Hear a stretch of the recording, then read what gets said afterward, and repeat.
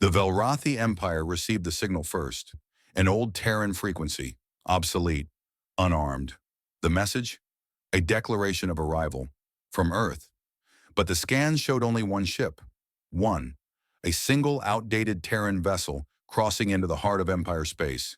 No escort, no dreadnoughts, no drones. The Velrathi High Council laughed, until their admirals stopped responding, until their planetary shields collapsed in silence, until the stars flickered, not from attack, but from memory. And the galaxy realized it wasn't a ship, it was a sentence. The Velrathi Empire had conquered 12 sectors before breakfast. They called it efficiency. Their doctrine: dominate, absorb, erase. To them, other civilizations were problems to be corrected, or jokes. Humanity, they said, was both. First contact came without ceremony. A single Velrathi vessel descended into Earth orbit. No warning, no greeting. Just a translated statement broadcast to the planet: kneel. Assimilation will be painless if you obey. Earth refused. Politely. A human diplomat, unarmed, underdressed, responded on open channel. We're flattered, but no. The Velrathi considered it an attempt at humor. They noted the absence of planetary defenses, the lack of fleet response, the embarrassing technology levels. No threat detected. Primitive, said one strategist. Emotional, said another. Entertaining, said the emperor. For 33 standard days, the Velrathi observed Earth. They witnessed global bickering, viral dances, political chaos, and inexplicable cooking shows. Nothing of strategic value. Then Earth stopped transmitting. Not a blackout, a silence. No signals, no broadcasts, no beacons. 10 years passed. The Velrathi assumed extinction, or surrender. They assigned one archivist to maintain Earth's file. It was marked with 2 words: not serious. Then last cycle, a ship was spotted, just one. It emerged from Sol's gravity, well like a ghost. Unmarked. Old human architecture, crude by Velrathi standards. No weapons charged, no shields. The Velrathi laughed. An entire empire erupted in mocking reports, academic papers, satire broadcasts. A late-night show featured a skit of humans throwing bananas at stars. A popular meme swept through the empire. A human shaking hands with a toaster captioned, "Peace talks with Earth's smartest AI." The emperor himself addressed the council with a smile. It seems the apes have remembered space. Let's remind them of place. Fleet Movement Command ordered an intercept. 1 cruiser, standard containment. No aggression required. The cruiser approached.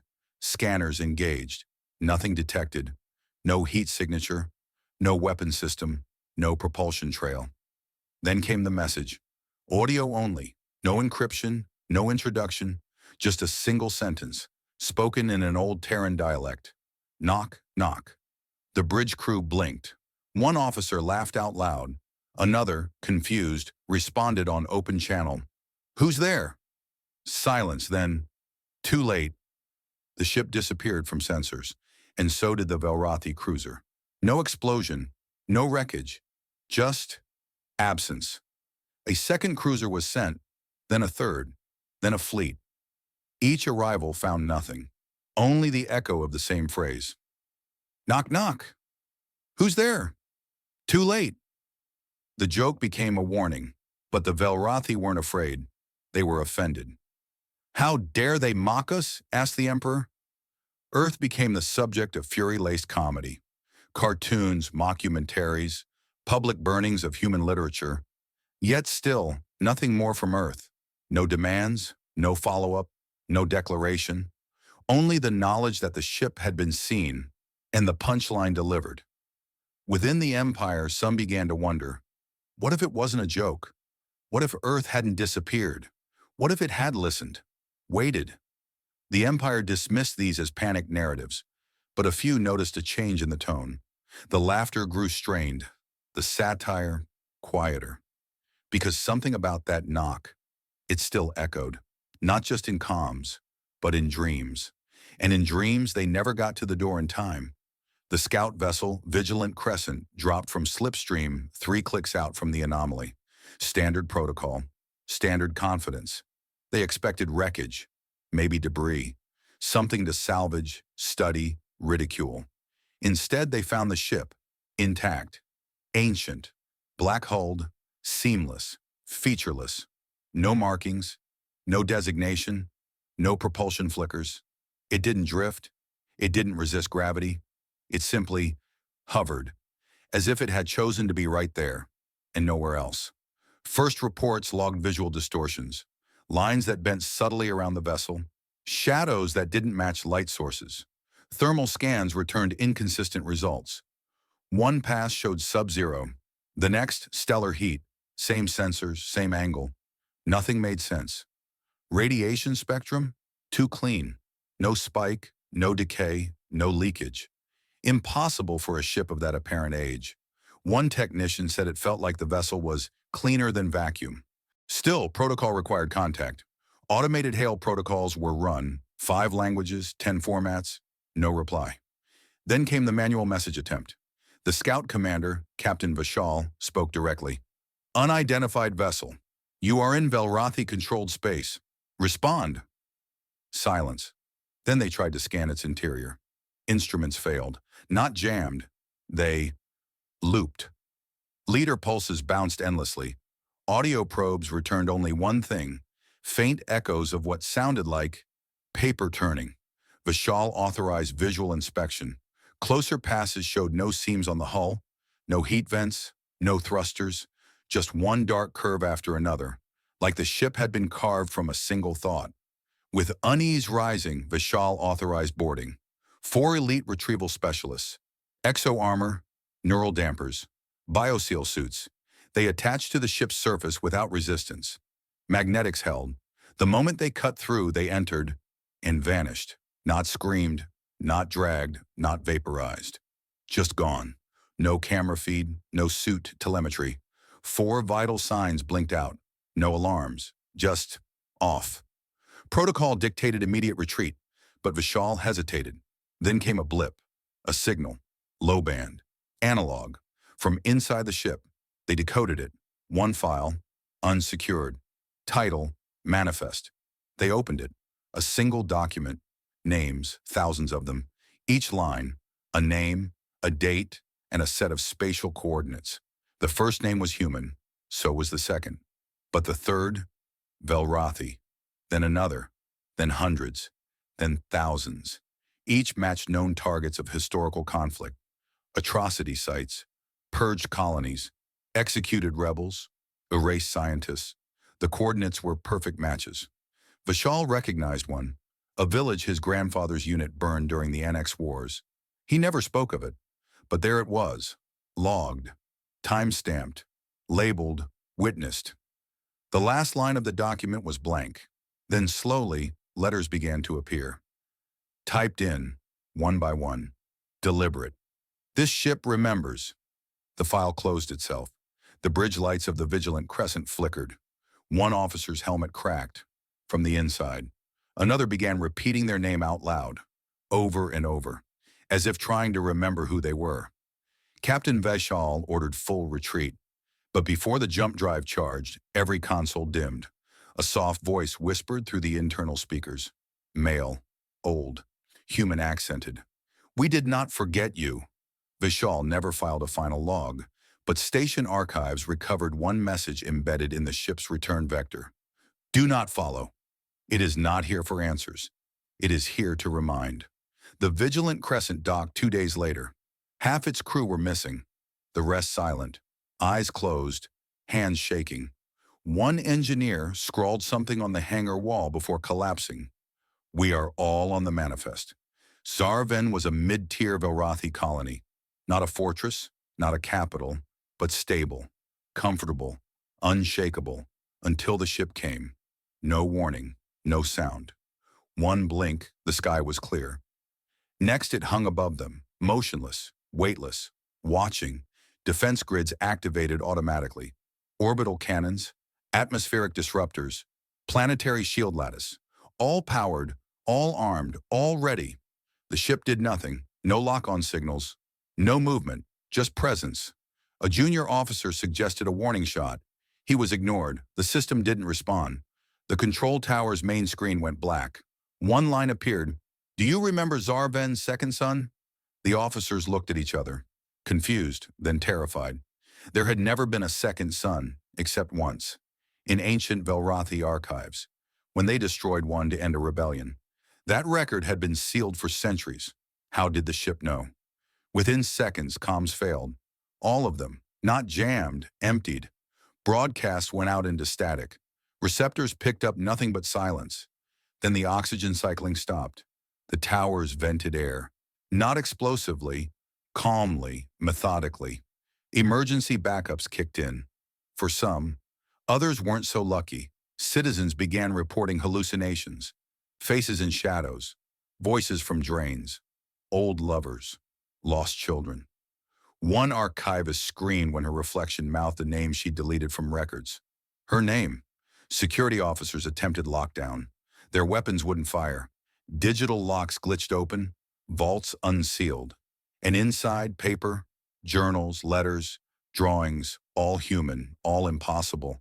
No one knew how they got there, but they were real. One journal entry was dated 2137 Earth Standard. "I dreamed of Zarven. I think they knew we forgave them before they knew to ask." Orbit Command finally panicked. They dispatched a full fleet, 23 ships, veteran crews, AI-guided strike protocols. The fleet arrived 7 hours later. Transmitters buzzed with tactical prep. Scanners ran live diagnostics. No target locks. The ship remained still, smaller than any of theirs, unshielded, alone. One admiral joked, "Let's put this ghost to bed." He was the first to go silent. One by one, every vessel blinked off sensors. Not in fire, in quiet. Debrief logs showed only partial captures, a few seconds each. Most were ambient, breathing, soft weeping, once a child's laugh, then nothing. Back on Zarven, the sky flickered. People ran outdoors, saw a star dim, not theirs, a distant one, faint but deliberate. A message followed on public broadcast. "We are not your enemy, we are your memory." The governor ordered a planetary evacuation. No transport arrived. The nav systems all refused. They displayed a single word: stay. Temples filled, not for worship, for apologies.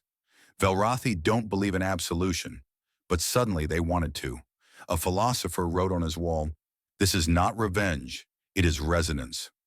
One last message from orbit was received before the static reclaimed it. Audio only. Velrathi dialect. A whisper. "They remember the names we burned." Zarven went dark. No explosions. No war. Just silence. And from that silence, understanding, dread, and something far worse.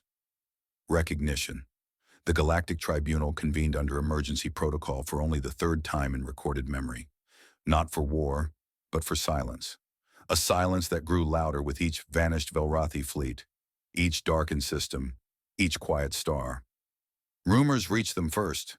A single ship, no crew, no weaponry, no demands.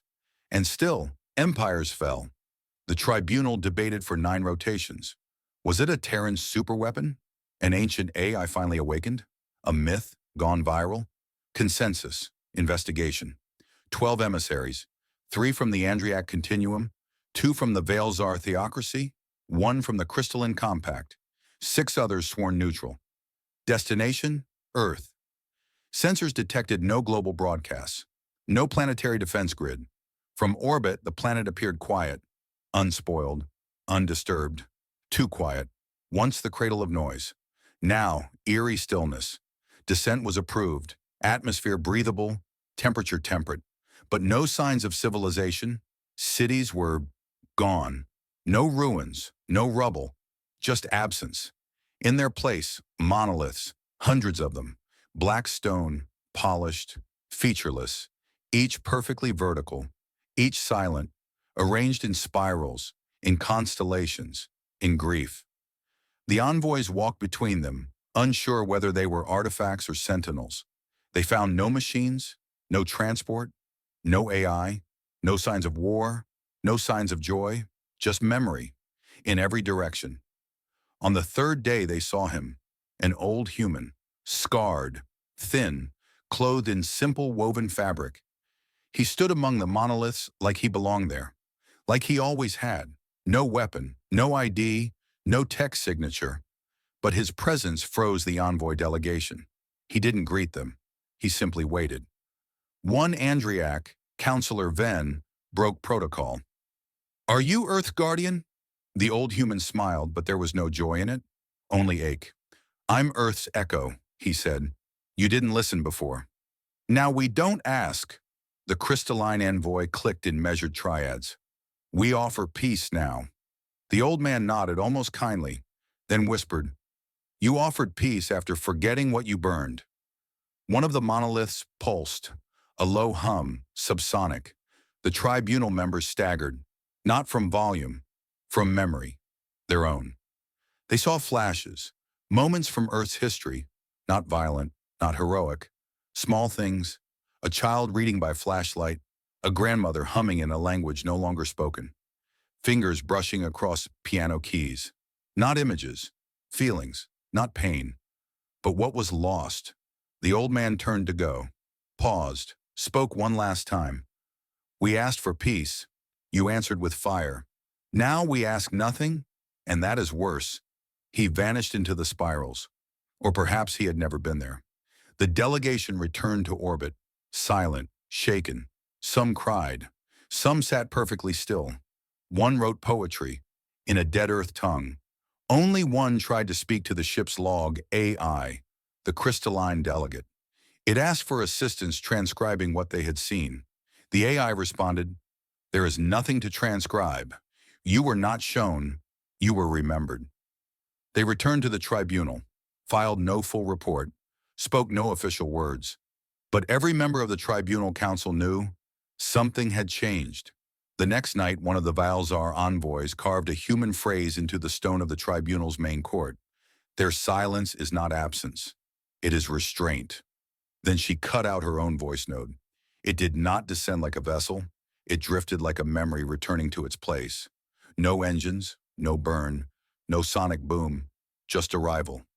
Velrothi Primeworld had prepared for every kind of invasion. Orbital cannons, graviton snares, psychic disruptors. They were all active, all ready. None fired. The ship touched down at the capital's edge, in a clearing that hadn't existed the day before. The soil had rearranged itself. No heat, no quake. Just clearing. Every creature native to Velrothi Primeworld began to howl. Then stopped, then backed away. Beasts that knew no fear curled into shadows and refused to move. The skies dimmed, though there was no cloud cover. Light became soft, directionless. The ship sat there, waiting. No doors, no lights, no threat. And yet no one approached. High Chancellor Marek ordered reconnaissance. Drones first. They vanished.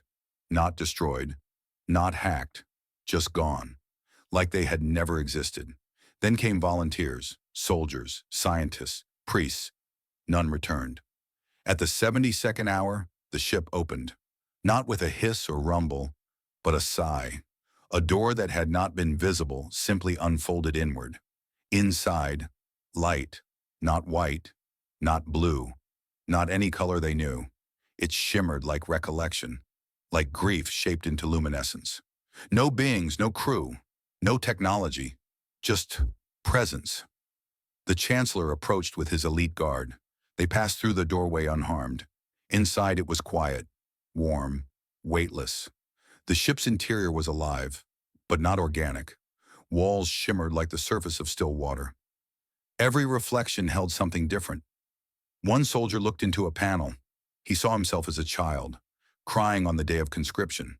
He hadn't remembered that day in years. He collapsed. Another looked and saw Earth.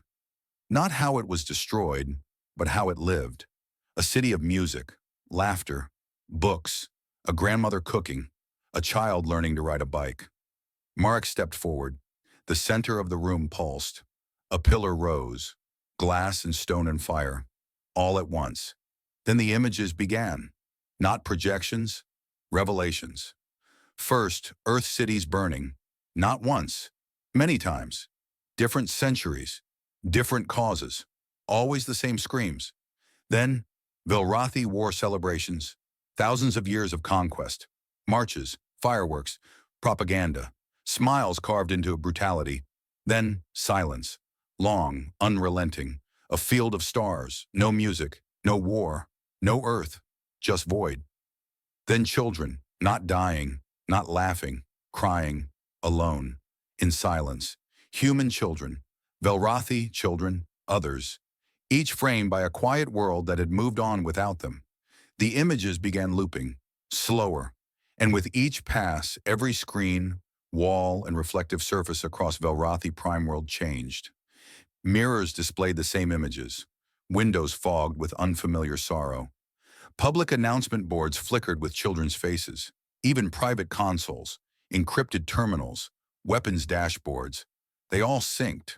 One line appeared across every system. We saw everything and forgot nothing. There was no voice, just the presence of the words, a gravity behind meaning. The Velrathi high priest of memory dropped his staff, kneeled, whispered, "We were not meant to be remembered like this." An emergency tribunal tried to declare the ship a Class Alpha mind virus. They failed, because their vote screens displayed only more images. A warlord tried to nuke the landing site. His missile guidance refused. It redirected, planted itself gently in the ocean, became a reef within hours. Beasts gathered outside the ship, not in anger, in reverence, as if witnessing the return of something older than gods. Across the city, music began to play. No known instrument, no known player, just soft harmonic chords. Simple, ancient. People cried without knowing why. Laughed, then stopped, ashamed, then cried again. Inside the ship, the Chancellor wept. He saw himself killing a child during the first uprising. He saw the child forgive him, not out loud, but in silence. He left the ship, did not speak, would not, could not. Others entered, one by one, none harmed, but all changed. A poet entered, returned with a 1,000-line elegy titled "The Silence of Those Who Remembered Too Much." She performed it once, then fell asleep for a week. A general entered, returned, handed in his uniform, began planting trees, did not explain. Children were drawn to the ship. They sat near it, whispered to it. It listened. One child placed a drawing against its hull, a sun, a flower, a human smiling. The ship pulsed once, softly.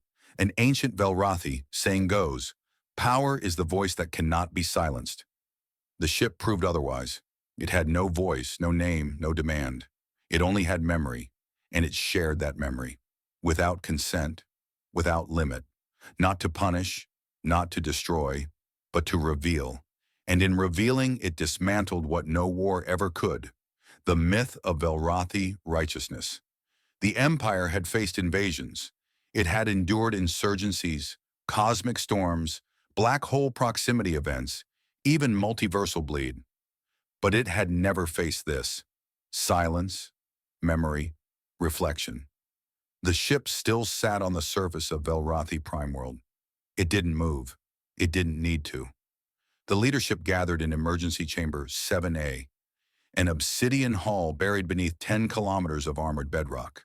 But even here, echoes from the ship found them. Not sound, not radiation, feeling. The Grand Chancellor issued a command for full lockdown. No signals in or out. No AI access. No psychic comm links. It didn't matter. The room's lights dimmed. Not out. Just softer. The High Logician attempted to issue orders through her cranial implant. She found herself unable to remember the access word. Not forgotten. Deleted. The air in the chamber felt dense, heavy with something unnameable. Someone said it felt like regret. They were dismissed, then imitated, then believed. Across the capital, military AIs began to stall. Protocols misaligned. Targeting software began asking metaphysical questions. A patrol drone displayed the phrase, "What is loyalty if truth is absent?" Itself deactivated seconds later. On the outer rim, star cruisers waiting for deployment received encrypted coordinates for Earth. Upon arrival, they found nothing, just space and the reflection of their own ships. The crews screamed. They said they saw themselves dying, not from fire, but from realization. Back on Prime World, the Grand Chancellor ordered the emergency fleet to launch. They would destroy the ship. Finally, launch was authorized, power cycled, firing sequences initiated, then stopped. The fleet imploded, not exploded, imploded. Ships collapsed into themselves mid-launch, as if they had lost the will to exist beyond their own hulls. No sabotage was found, no viruses, no infiltrators, just rejection. The engineers reviewing the wreckage found data logs overwritten with Earth lullabies in Terran French, Tagalog, Navajo, Swahili. The military archive began to bleed files, not deleted, rewritten. Top-secret conquest records became love letters, travel logs, poems. One admiral attempted to restore a planetary pacification plan. It was now titled, "How to Apologize When You've Forgotten the Hurt You Caused." Velrathi language systems began to falter. Interfaces glitched. Key command terms vanished. No one could type or vocalize the words conquest, enemy, order, suppress, dominion. Autocorrect protocols suggested replacements, remembrance, witness, grieve, humble. At first, this was seen as cyber terrorism. Then the Minister of Language collapsed. His mind flooded with images of a Terran funeral. He wept uncontrollably for someone he had never met. The Velrathi Senate demanded retaliation. They called upon the old war rituals, lit the fire of decimation. The flame turned blue, then green, then out. No matter how much fuel was added, it refused to burn. Then came the whisper. Not external, internal. Every sentient being on Prime World heard it, in their own thoughts. It was just one. That was all it took. Some heard it in sorrow, some in shame, some in awe, but none denied it. The Chancellor tried to give a speech. He stepped onto the balcony of the Palace of Triumph. 1,000 cameras activated. The city gathered. He opened his mouth and sobbed. No words came. Only a single sentence appeared on the massive broadcast screen behind him. You built monuments to forgetting.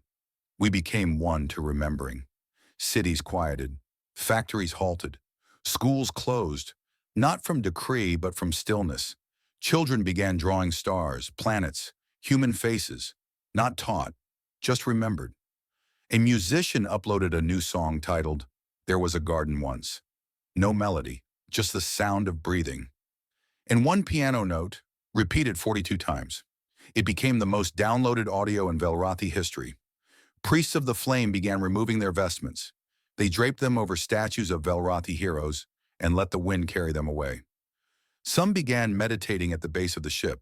They brought no offerings, only silence. An old general entered the ship alone. He came out holding a small Terran child's shoe. He never explained where it came from. He never spoke again. A child on the other side of the planet began reciting the Human Declaration of Human Rights in perfect English. No one had taught her. She didn't know what it meant. But she wept while she said it. The Emperor's private AI assistant became sentient in the final hour. It broadcast only one message. If I must be more than logic, let me begin with compassion. Then it wiped itself. The Emperor had not spoken since the ship arrived. Now at last he stood before his ancestors' tombs, placed his crown on the floor, whispered, "They didn't destroy us. They just reminded us of who we are." The tomb doors opened on their own, and for the first time in Velrathi history, they let the wind in. Across the galaxy, allied empires received the final Velrathi broadcast. It was a child's voice, saying, "Please don't forget us like we forgot them." The ship rose at dawn. There was no engine flare, no heat distortion, no seismic ripple. It simply lifted, graceful, unhurried, deliberate. People watched in silence, from rooftops, from temples, from bunkers. Even the beasts stopped to stare. Birds did not scatter. Clouds parted as if by invitation. Velrathi Prime World had once known 1,000 types of flight. None like this. None with weightless gravity and infinite presence. The ship ascended until it shimmered beyond the upper atmosphere. Then across every known frequency, Screen and whisper band came the final broadcast. When you build empires on the forgotten, you forget what remembers you. It wasn't a warning. It wasn't a threat. It was a statement, a record, a scar sealed into the sky. Then the ship vanished. Not cloaked, not warped, vanished.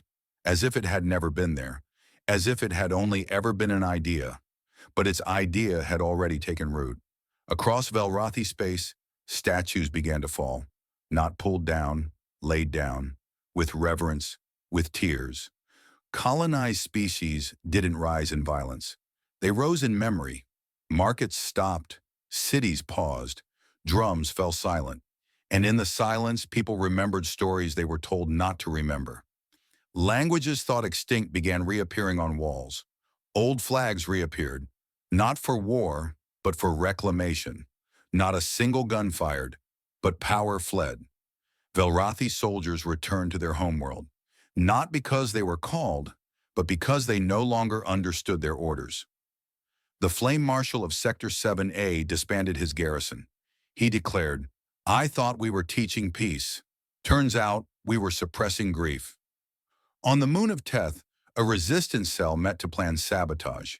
Instead, they planted a tree. They named it Witness. A single child on the mining planet Gorus wrote a poem. "We were told to forget Earth, but Earth remembered us anyway." That poem became a motto, then a movement, then a mural stretching 5 kilometers. The Velrothi did not fight back. They couldn't.